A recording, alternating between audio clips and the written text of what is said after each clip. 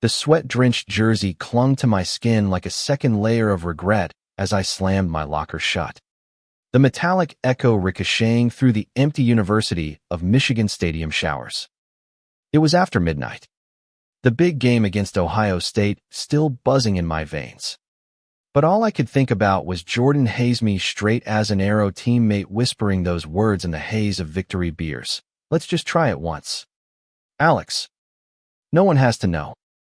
And just like that, in the steam-filled silence, his lips crashed into mine, unleashing a storm I never saw coming. I froze at first, my heart pounding louder than the crowd's roar earlier that night. Jordan, the golden boy quarterback with his chiseled jaw and effortless charm, had always been the one girls swooned over in Ann Arbor's frat parties. Me, Alex Thompson, the reliable wide receiver, openly gay since freshman year, but smart enough to keep my crushes locked away from the team. We'd been roommates in the dorms for 2 years, sharing late-night talks about dreams, failures, and everything in between. But this was uncharted territory, a line crossed in the blur of adrenaline and alcohol. As his hands gripped my waist, pulling me closer, I tasted the forbidden sweetness of possibility. It wasn't just physical. It was the way his eyes, those piercing blue ones that commanded the field, softened with something raw and unspoken. We stumbled into one of the shower stalls, water cascading over us like a veil of secrecy. Just once, he murmured against my neck, his voice trembling with a mix of fear and desire. But even then, I felt the lie in it. His body responded with an urgency that screamed for more. And as we gave in to the moment, the world outside faded, the homophobic jokes in the locker room, the pressure of being Big Ten stars, the expectations from families back home. The next morning hit like a blindside tackle. I woke up in our shared dorm room, sheets tangled around us, Jordan's arm draped over my chest as if it belonged there. He stirred, his eyes meeting mine with a flicker of panic before he bolted upright. Shit. Alex. What the hell did we do? He whispered, raking a hand through his messy blonde hair. I sat up slowly, my chest tight with a cocktail of hope and dread. You said just once.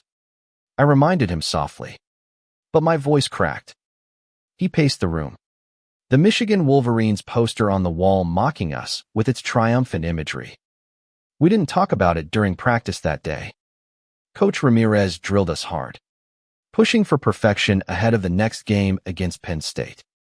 Jordan avoided my gaze on the field, his passes sharper than ever, as if channeling the confusion into raw power. But in the huddle, when our shoulders brushed, electricity sparked. After drills, in the weight room, I caught him staring those eyes, hungry and conflicted, begging for answers he wasn't ready to voice. That night, back in the dorm, the tension boiled over. It was a mistake, Jordan said, sitting on his bed with his head in his hands. I'm not. You know, like that. The words stung, but I saw the war in his expression, the straight guy facade cracking under the weight of truth. I moved closer, my heart aching for him, for us. Then why does it feel like this? I asked, my hand reaching for his. He didn't pull away. Instead, he leaned in, and we kissed again, slower this time, more deliberate. It wasn't just once anymore. It was the start of something terrifyingly beautiful. Over the next few weeks, our secret unraveled in stolen moments. Late-night drives through the winding roads of Michigan's countryside, where we'd park by Lake Huron and talk until dawn. Jordan opened up about his upbringing in conservative Texas, where his dad, a former Marine, preached about real men and traditional values. I've always known what was expected of me, he confessed one night, his head on my shoulder as stars dotted the sky. Football scholarship. Marry a nice girl. Kids, a whole package. But with you, Alex, it's like I'm seeing color for the first time. I shared my own scars, coming out to my progressive parents in Seattle, only to face bullying in high school that made me question if love was worth the pain. But Jordan made it feel possible. Our practices became charged with unspoken intimacy. A lingering high five. A knowing glance across the field. The team noticed the shift. Our synergy was unbreakable, leading us to victory after victory. But whispers started. Thompson and Hayes are inseparable. What's up with that? The first crack appeared during a team party at Mike's off-campus house. Sarah, Jordan's on-again, off-again girlfriend from the cheer squad, cornered him in the kitchen. I overheard her. You've been distant. Jord, is there someone else? He laughed it off, but his eyes found mine across the room, pleading. Later, in the bathroom, he pinned me against the door. I can't stop thinking about you. He breathed, our lips meeting in a frantic kiss. But guilt shadowed us. This has to end, he said afterward. But his touch lingered. As the season heated up, so did our hidden romance. We explored each other in ways that went beyond the physical, cooking midnight pancakes in the dorm kitchen, debating philosophy over coffee at the campus cafe. Jordan's laughter, once reserved for bro moments, now carried a depth that made my soul sing. Yet, the fear loomed. What if the team found out? What if his family disowned him? I wanted to protect him, to show him that love didn't have to fit a mold. One rainy afternoon, after a grueling scrimmage, Jordan pulled me into the equipment shed. Alex, I think I'm falling for you, he admitted, rain dripping from his hair. My heart soared. But reality crashed in when his phone buzzed, his dad calling to congratulate him on the latest win, reminding him of the NFL scouts watching. I can't do this, he muttered, stepping back. But his eyes, God, those eyes betrayed him, shimmering with unshed tears and unspoken promises. The pressure mounted as we approached the bowl game. Jordan's performance faltered.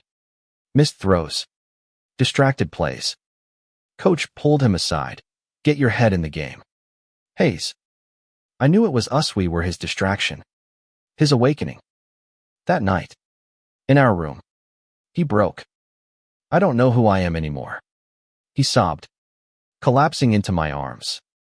I held him, whispering assurances, our bodies entwining in a desperate bid for solace. It was more than lust. It was love, raw and real, fighting against the world's expectations.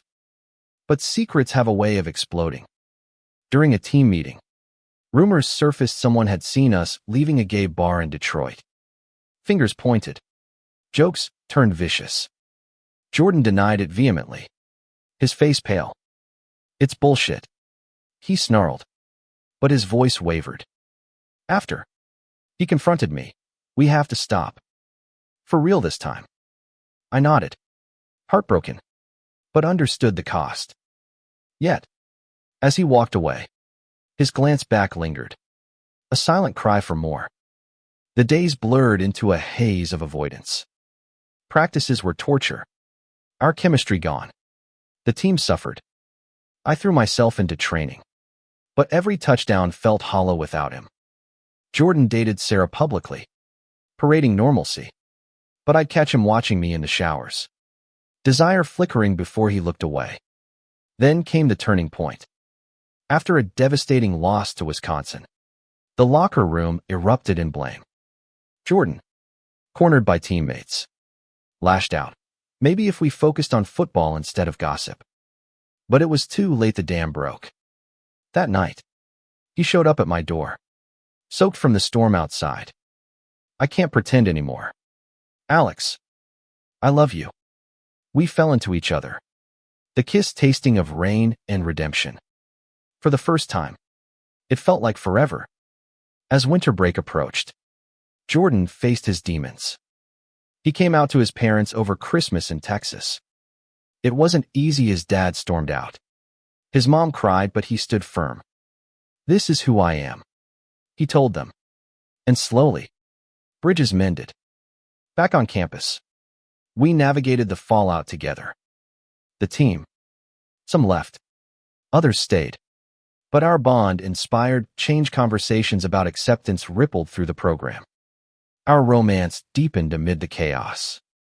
Picnics in the Arboretum. Hand-in-hand walks along the Huron River, where we dream of futures beyond football. Jordan's eyes, once conflicted, now shone with certainty.